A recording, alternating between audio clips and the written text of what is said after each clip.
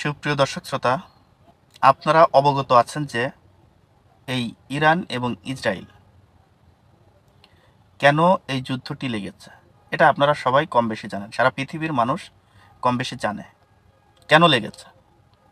আপনারা জানেন গত 13 জুন ইরানের সামরিক ঘাঁটিতে, সামরিক স্থাপনায় ইসরায়েল হামলা চালিয়েছে। সেই হামলায় ইরানের গোয়েন্দা প্রধানসহ বেশ কয়েকজন সামরিক কর্মকর্তা নিহত হয়েছে। এই হামলাটা কে চালিয়েছে? ইসরায়েল চালিয়েছে। কেন চালিয়েছে? কি কারণে চালিয়েছে? ইরান কি ক্ষতিটা করেছে? তাহলে আমাদের মুসলমানের যে দেশ, মুসলিম কান্ট্রিতে ইহুদি একটি কান্ট্রি, তারা হামলা চালিয়েছে বিধায় আজকে ইরান তাদেরকে পাল্টা হামলা চালাচ্ছে। এখন বিশ্বের মোড়ল, সারা বিশ্বের মোড়ল আমেরিকা, তিনি নাকি সারা বিশ্বের মাথা, তিনি নাকি সারা বিশ্বের মোড়ল, তিনি নাকি সারা বিশ্ব নিয়ন্ত্রণ করেন, তিনি নাকি সারা বিশ্বের মাতব্বর।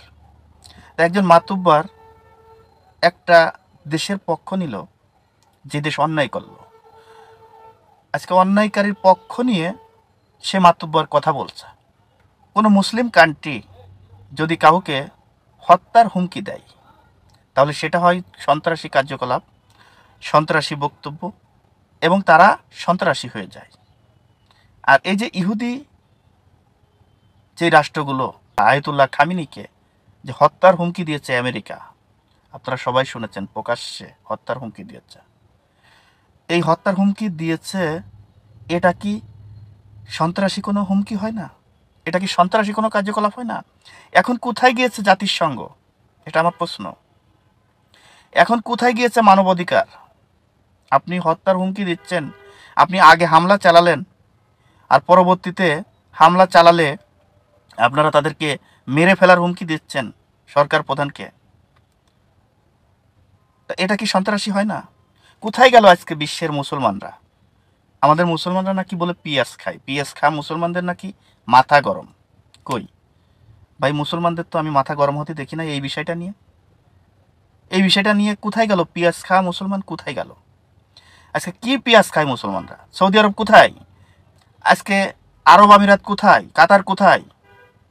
কোনো মুসলিম কান্ট্রি কথা বলছেন না কেন?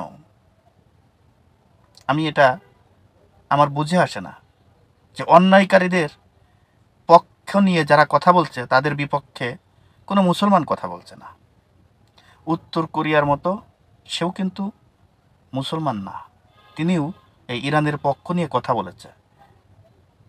আরে মাথা গরম বললে উত্তর কোরিয়ার প্রেসিডেন্টকে বলা যায়।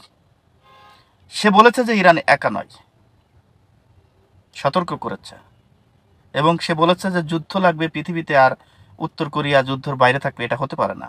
অলরেডি ক্ষেপণাস্ত্র দক্ষিণ কোরিয়ায় ছুড়ে দিয়েছে।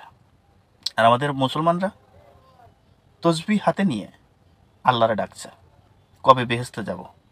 মনে হয় এই পৃথিবী সম্পর্কে তাদের কোনো মানে ধারণাই নেই, এরকম একটা ভাব তারা দেখাচ্ছে। অত্যন্ত কষ্ট লাগে আজকে। আমাদের মুসলমান নাকি পেঁয়াজ খায়, এদের নাকি মাথা গরম।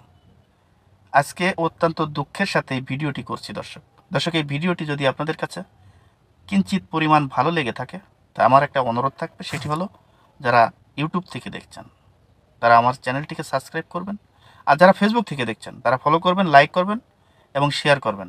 আপনাদের মতামত আপনারা কমেন্ট বক্সে জানিয়ে যাবেন।